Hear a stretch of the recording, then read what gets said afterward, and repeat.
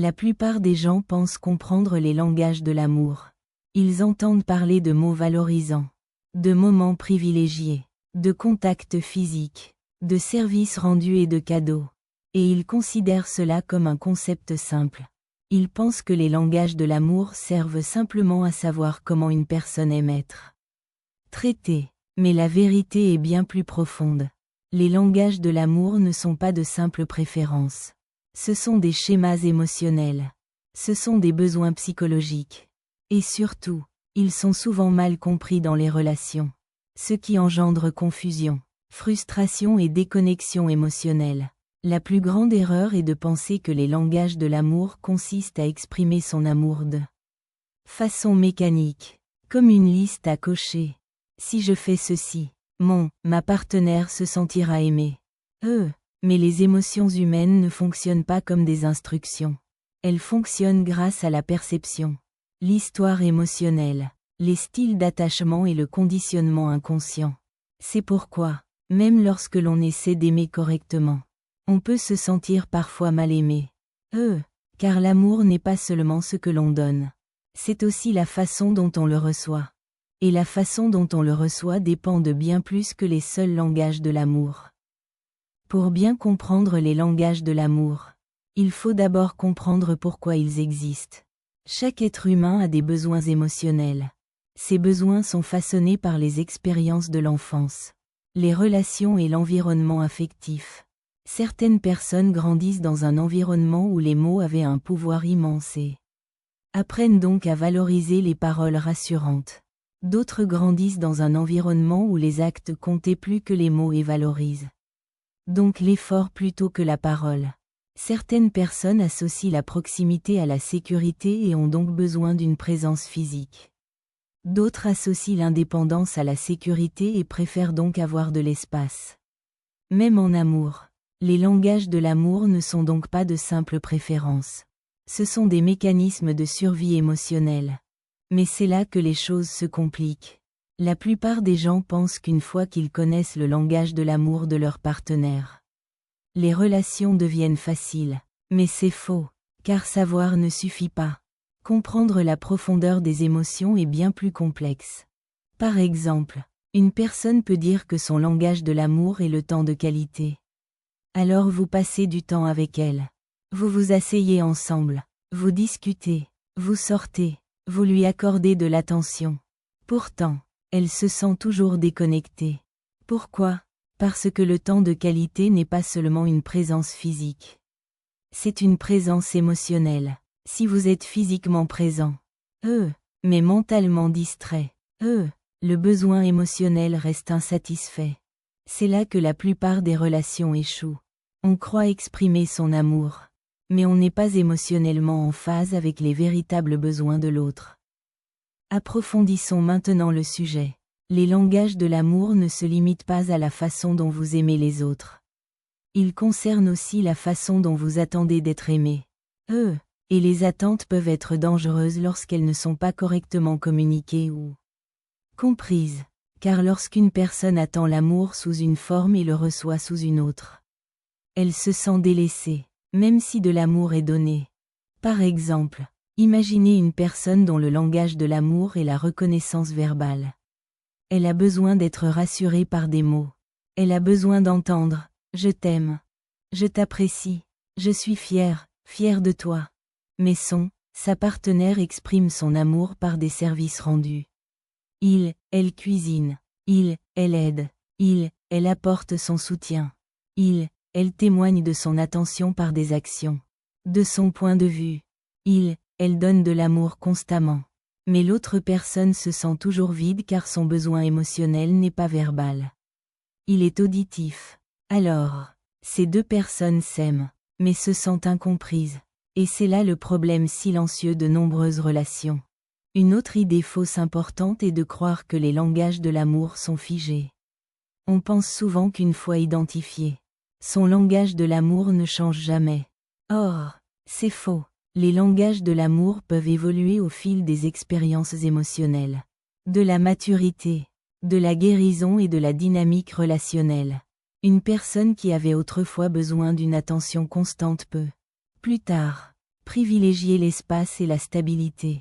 Une personne qui appréciait les cadeaux peut, plus tard, accorder une importance plus profonde à la connexion émotionnelle. Car les langages de l'amour ne sont pas de simples traits de personnalité. Ce sont des réponses émotionnelles aux expériences de la vie. Parlons maintenant d'un aspect plus profond. Souvent négligé, la traduction émotionnelle.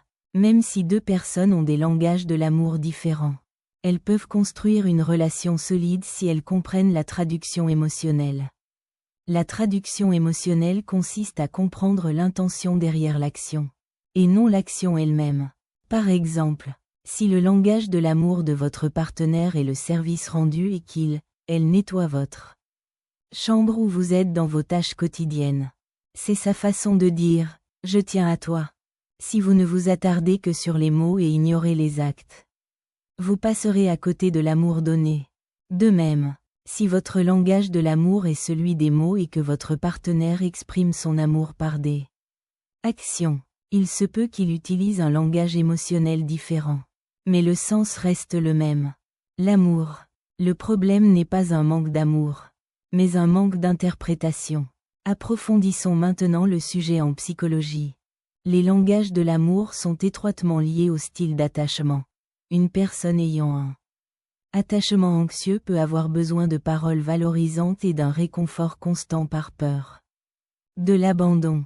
Une personne ayant un attachement évitant peut préférer les services rendus ou un amour basé sur l'indépendance, car la proximité émotionnelle lui paraît étouffante. Une personne ayant un attachement sécure s'adaptera plus facilement à tous les langages de l'amour, grâce à son équilibre émotionnel. Ainsi, lorsque quelqu'un dit « Voici mon langage de l'amour », il exprime souvent « Voici ce qui me rassure émotionnellement ». Et la sécurité est plus importante que l'amour lui-même dans bien des cas. Car sans sécurité émotionnelle, l'amour est instable. Abordons maintenant un autre malentendu majeur. Beaucoup pensent qu'exprimer leur langage de l'amour suffit. Par exemple, une personne dont le langage de l'amour est le contact physique peut toucher constamment son partenaire, l'enlacer ou rechercher la proximité, pensant que c'est ainsi que l'amour s'exprime. Mais si le langage de l'amour de son partenaire n'est pas le contact physique, elle peut se sentir submergée plutôt qu'aimée.